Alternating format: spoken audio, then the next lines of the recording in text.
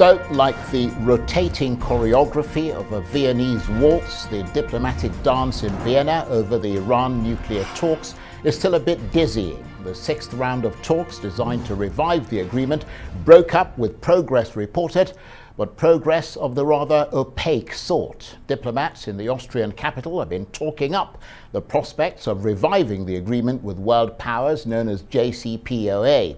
They say they are closer to a deal than at any time in the past. But with the new hardline president, Ibrahim Raisi, just elected in Iran, what will influence the final deal? The United States is obliged to lift all oppressive sanctions against the Iranian nation, as it has been emphasized in the present administration as well as the future administration. Removal of sanctions and its verification will be central to our foreign policy. Regional issues, or the Iranian missile issue, are non-negotiable. Western countries have not been committed to the nuclear deal that was negotiated, agreed over, and was signed as an accord by them too. How is it that they want to negotiate a new issue?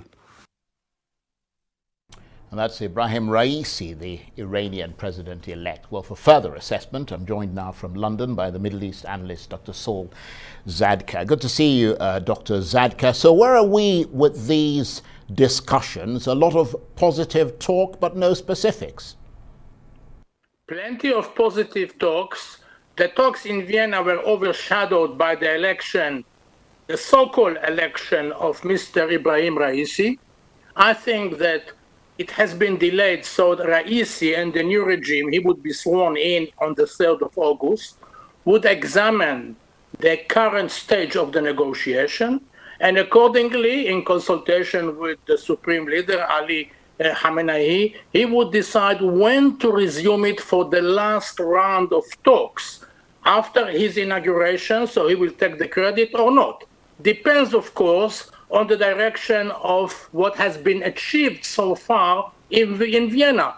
However, I must stress, Charles, that this particular so-called election in which he claimed a great victory was a humiliation for Mr. Raisi, simply because the voters did not rush to the polling stations. Only 49% of those who are eligible to vote in Iran went to the polling station, and he got only 62% of these votes. In total, 30% only voted for Mr. Raisi, 18 million people. And this was despite the fact that Ali Khamenei was using all the tricks in his book in order to encourage people to go to the voting station and vote for Mr. Raisi.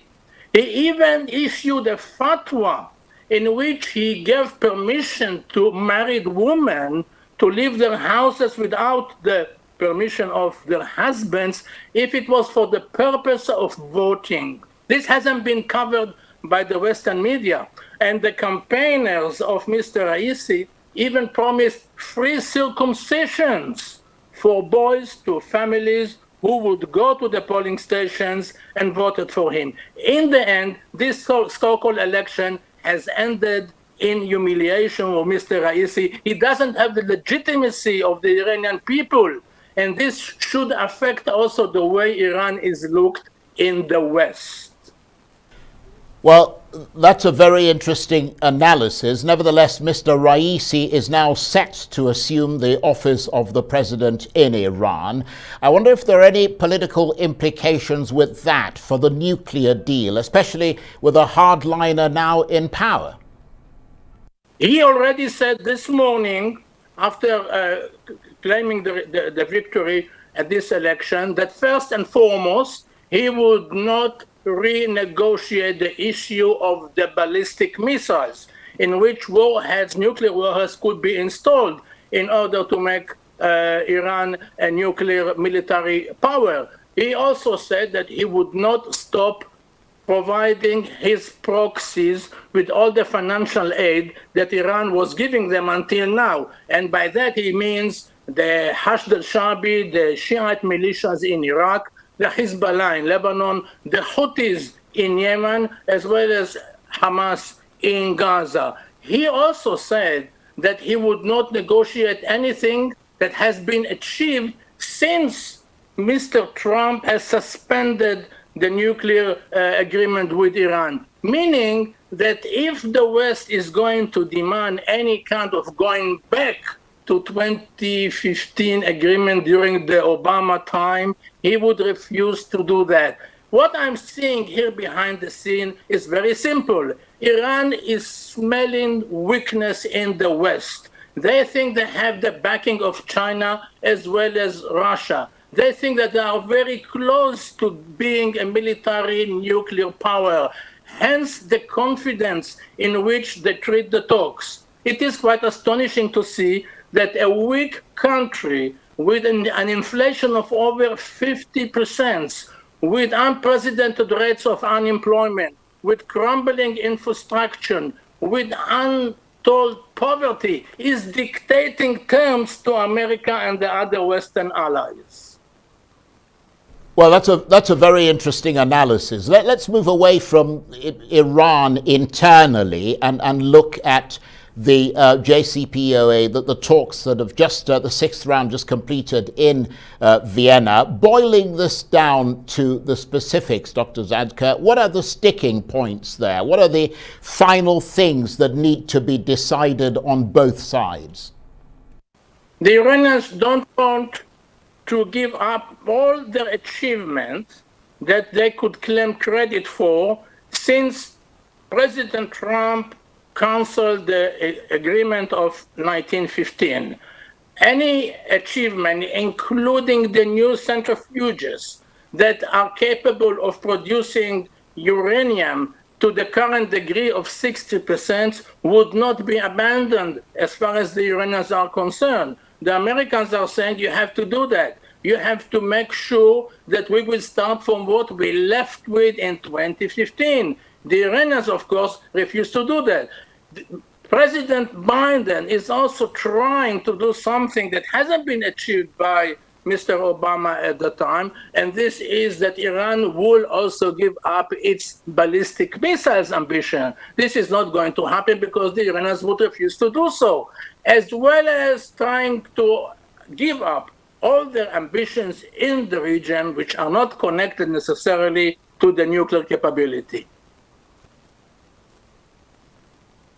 Nuclear program really, I'm wondering if it can actually be curbed back to where it was in 2016, because I mean, they've had progress, haven't they, particularly in the area of research and development, which has provided Iranians with irreversible knowledge that's in their minds, isn't it? Absolutely, and this cannot be reversed. It could be that the Israeli Mossad may be able to assassinate a few more key scientists, but simply we have to acknowledge the fact that since this agreement has been abandoned by President Trump, which in itself could be regarded as a boomerang, the Iranians have made a great deal of progress in terms of nuclear scientific research, and they are not going to go back on that. The question, of course, is to what extent President Biden would be strong enough to stick to its original policy of his predecessor in terms of imposing sanctions on them.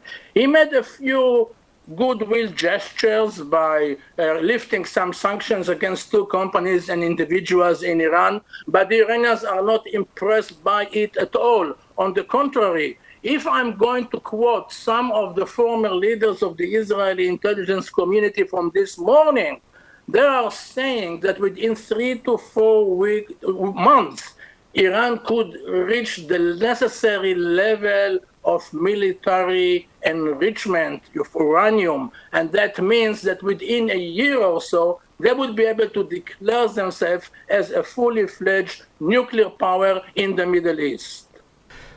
So does it look like both sides are heading towards a deal of accepting less for less? In other words, the Americans can't hope to curb the Iran nuclear program back to 2016, and the Iranians aren't going to get as much sanctions relief as they got in 2016. Is that the only way they're going to be able to finalize this deal?